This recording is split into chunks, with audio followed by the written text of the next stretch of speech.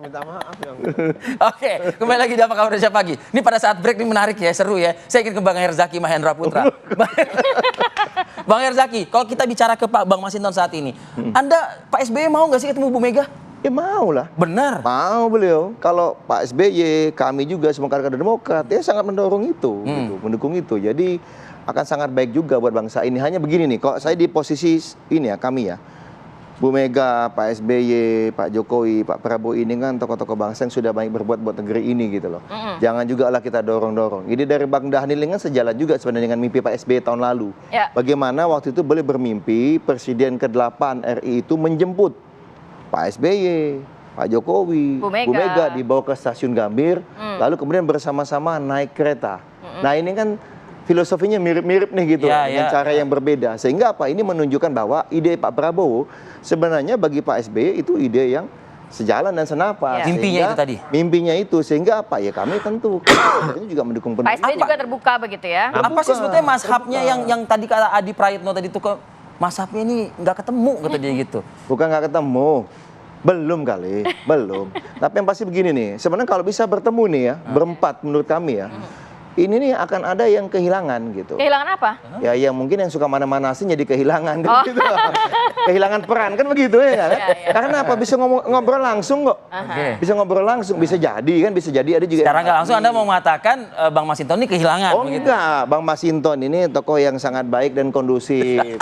Ya Bang ya, diskusinya sangat kita cair gitu, ingin menjalin hubungan baik. Saya ini sama Bang Masinton mau apa? Sering Pukul-pukulan di kontak-kontakan. TV, Soalnya ada tapi juga komunikasi memang. gitu. Kenapa, Bang Dhanil? Ya, pertama ada juga orang yang atau pihak atau kelompok yang menikmati perpecahan Gitu. dan mengambil keuntungan dari perpecahan itu selalu ada. Tapi yang harus dibuka adalah tadi disebutkan Adi itu bagus. Antropologi politik kita ini memang antropologi politik Silaturahmi, ya. ngomong silaturahim. Ngomong-ngomong. Lihat loh, budaya kita itu dibangun dengan pantun, misalnya ya, Ya. puisi dan macam-macam. Dan setiap daerah itu punya tradisi tutur. Ya. Orang Melayu punya tradisi tutur, orang Jawa itu punya tradisi tutur dan macam-macam.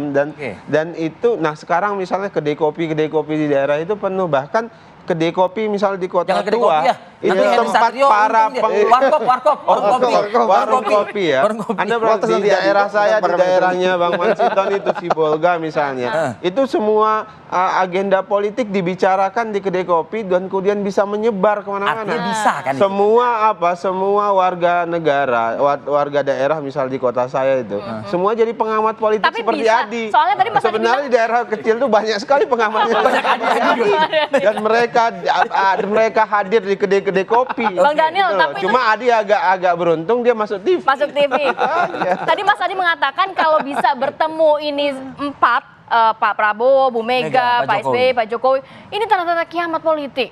Enggak, maksud Sesulit Adi itu berarti kalau itu kita untuk gambarkan dari analogi, itu lagi yang perlu dipahami, itu kan analogi tutur. Ya. Artinya sulit gitu loh kira-kira, sangkit sulit. Tapi Pak Prabowo berkeyakinan, kami misalnya, saya berkeyakinan bisa kok. Oke. Semua pemimpin bangsa kita itu punya kearifan dan bottlenecking ini bisa segera kita buka sumbatannya kalau kemudian ada kebesaran hati, kemudian tidak ada yang terus manas-manasi, jangan bu, kira-kira, atau jangan pak.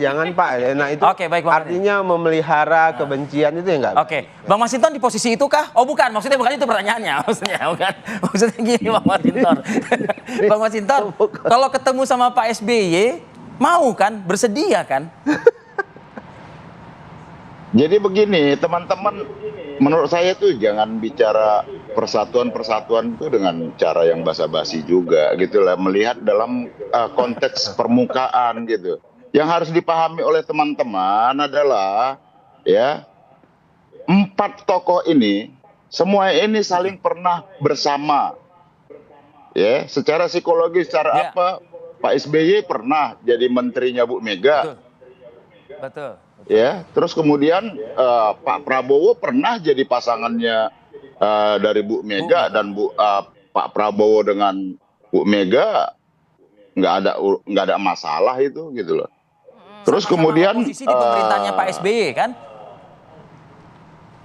presiden saat ini ya pernah menjadi kader PDI Perjuangan dan diusung oleh PDI Perjuangan sejak dari jadi wali kota, gubernur, hingga presiden. Jadi yang dipahami oleh teman-teman nggak bisa melihat seakan-akan ini, oh ini nggak bisa. Kenapa sih susah banget mau ketemunya begitu ya?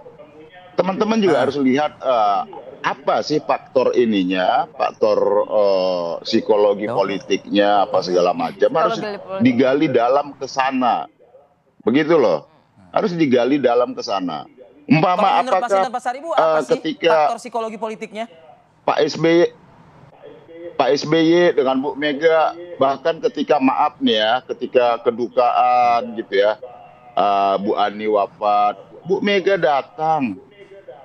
Ya. Itu artinya apa? Kalau secara personal, no problem. Tapi Nggak ada masalah, ya.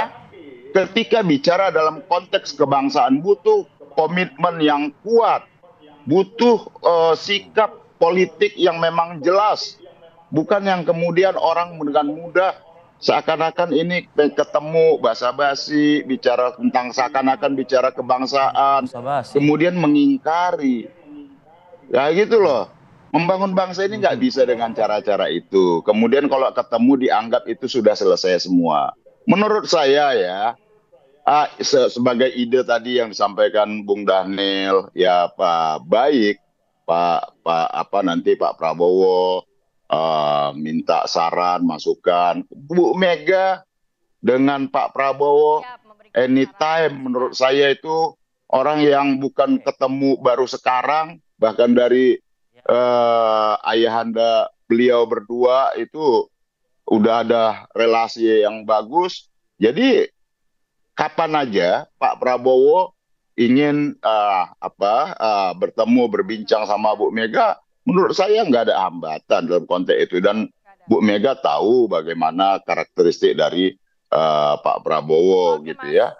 Tapi terhadap yang menurut saya kalau dikumpulkan dalam satu tempat begitu ya, itu menurut saya ya butuh waktu lah. Kita juga harus memahami, kita nggak bisa melihat ini ya seakan-akan kayak di warung-warung ini obrolan yang berbeda apa segala macam. Kok nggak bisa ketemu? Oke. Ini konteksnya baik. berbeda, begitu loh. Baik, poinnya sudah kita tangkap, Bang. Maksudnya apa Mas Adi ini?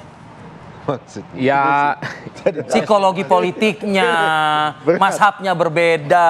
Jangan gitu cuma loh. basa-basi, nantinya mengingkari. Banyak Ya, kode kayaknya dari pernyataan tersebut. Uin itu ahli tafsir. ya intinya nggak bisa bertemu, udah itu aja.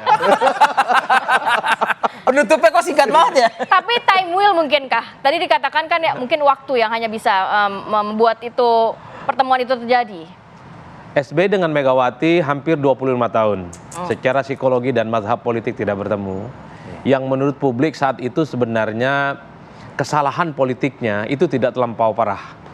Jokowi dengan Megawati, saya kira level kesalahan politiknya lebih parah dari SBY. Dalam tanda kutip tentu saja.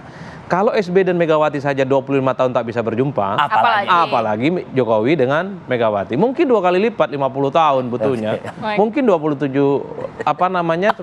tahun. Ini kan logika-logika politik yang menurut saya cukup sederhana.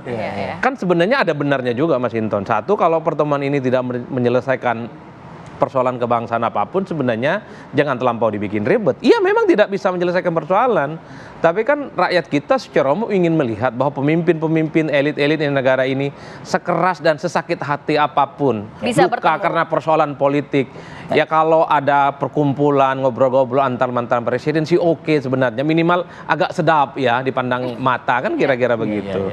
Nah yang kedua memang rumitnya ini kan mempertemukan antar mantan presiden secara umum menurut saya bukan perkara gampang. Butuh energi, butuh stamina. Tapi Prabowo ini adalah seorang pemimpin yang dinilai punya success story untuk mampu mempertemukan begitu banyak tokoh-tokoh yang selama ini saling berseberangan satu sama yang lain. Mantan purnawirawan tentara misalnya itu bisa.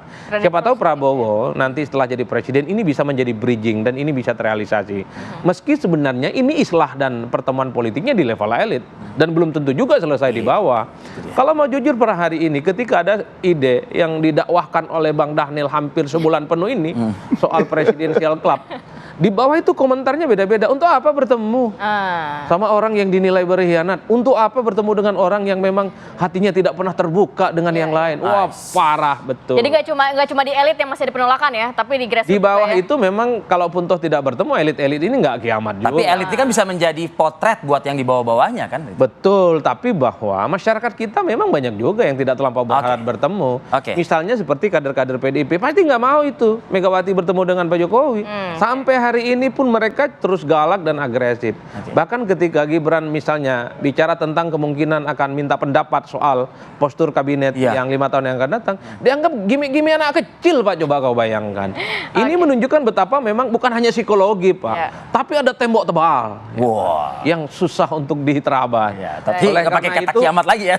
Bagi saya ini bagus idenya, tapi utopis. Utopis itu adalah agak sulit sesuatu yang direalisasikan mustahil. ya, mustahil. Oke, baik. Terima kasih Mas Adi Praetno. Kita tunggu mungkin dakwah yang lebih masif lagi akan dilakukan oleh Daniel Anzar Simanjuntak ya. Keliling gitu. Terima kasih Bang Dani. Bang Dani, terima kasih. Mas Zaki. Wabil khusus sekali lagi Mas Hinton Pasaribu, terima kasih. Jauh-jauh di Frankfurt, Jerman kita ganggu nih pagi-pagi. Sehat selalu. Assalamualaikum. Sehat selalu Bang Mas Hinton. Salam.